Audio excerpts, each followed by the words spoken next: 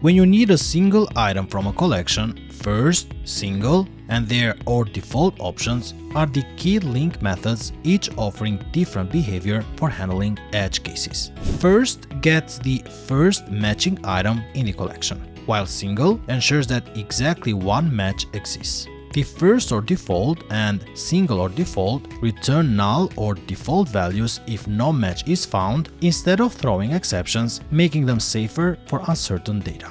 In this example, you can use the first method to get the first adult student, or you can use the SingleOrDefault method to safely handle cases where the ID might not exist or might appear multiple times unexpectedly. Use the first for quick access when you just need any matching item. Use single when your logic assumes exactly one result and you want validation.